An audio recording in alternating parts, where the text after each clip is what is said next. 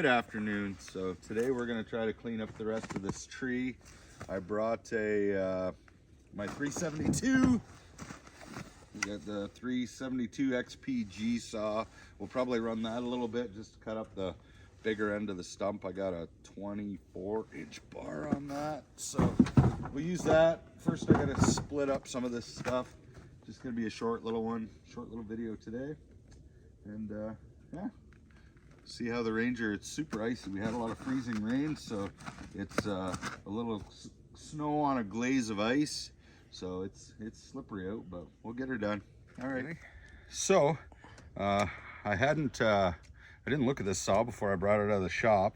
A lot of times I will sharpen the chain, tighten everything up in the shop in the vise. It's a little easier, but I didn't. So here we are. I'm just gonna show you how I quickly sharpen the chain in the field when I'm doing stuff. So if you come around here, you can have a look. The chain is loose, so that needs to be tightened up a little bit.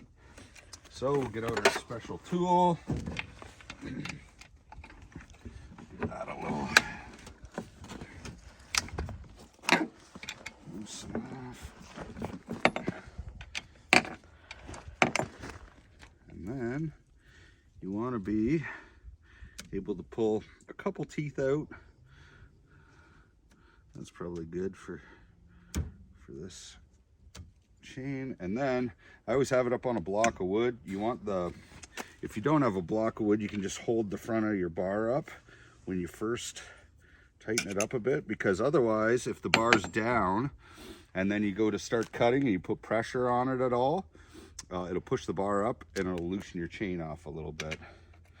So then typically what I do is, once this is tight, like so, I always carry Sharpie.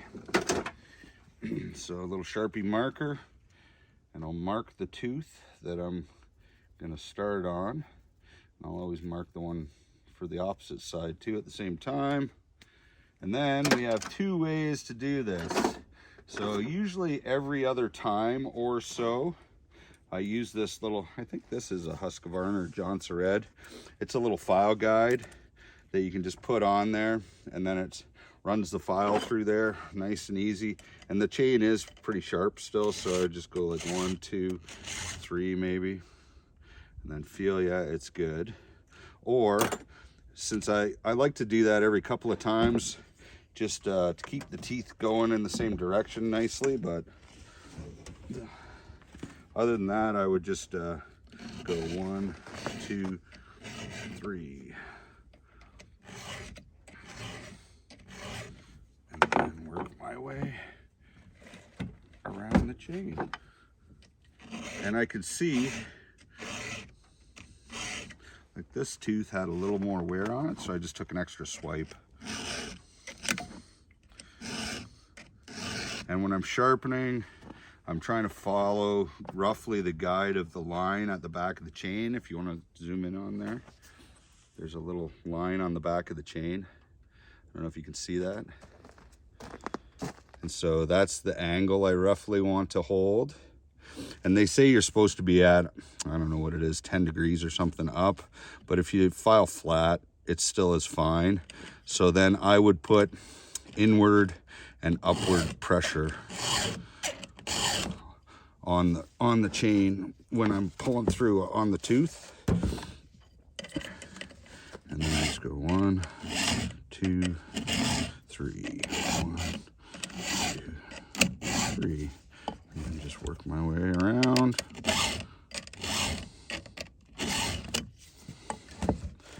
It's a nice new chain, and I like to use the chain until I'll use it until I start breaking teeth off, basically. And once a whole bunch of teeth are gone, then I know it's time for a new chain. So you can basically, and that one, the corner was gone a little bit, so it's gonna require an extra couple swipes. So then, yeah, you can use a chain till it's pretty much down to that little line. So you get a lot of life out of a chain.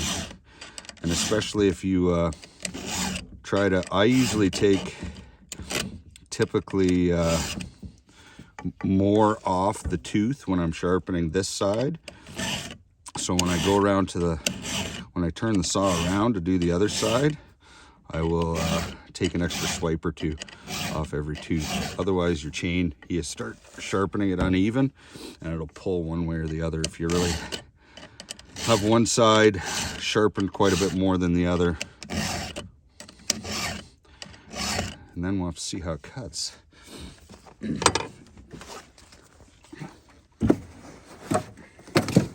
then I got to the mark on my tooth. So then I would just start here and same deal. I'd go 1, 2, 3, 4.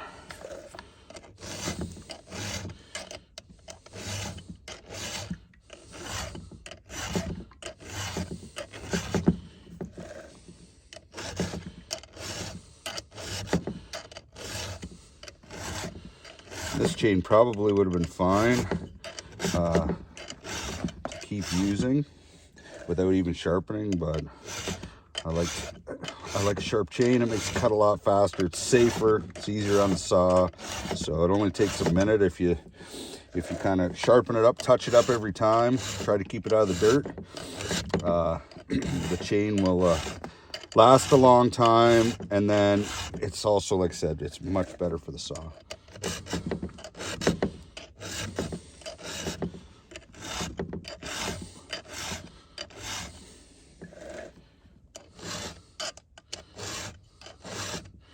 And my rakers are a little aggressive anyway, which is in the wintertime, cutting frozen wood.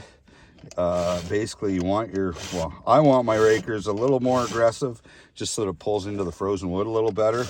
It does make it a little more grabby when the weather's warm, but I typically don't cut a lot of firewood in the summer anyway. And when I used to, then I would just, wait a little longer to file my rakers down, just so it wasn't as aggressive.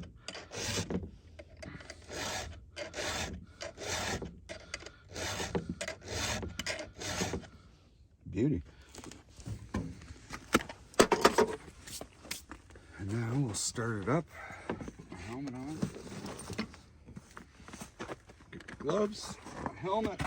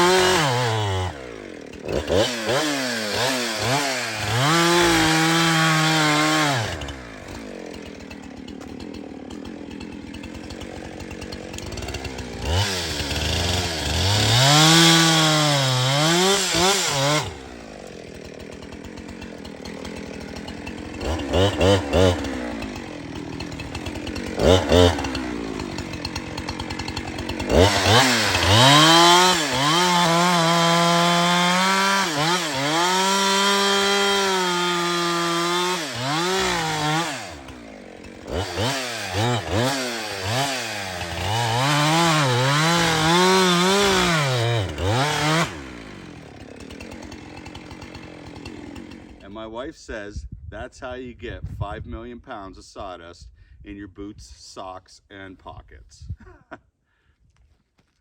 So we all wrapped up here. We have probably 2/3 of a cord or 2 full face cord, probably sneaking up on 3 face cords, so almost a full cord in the wagon here.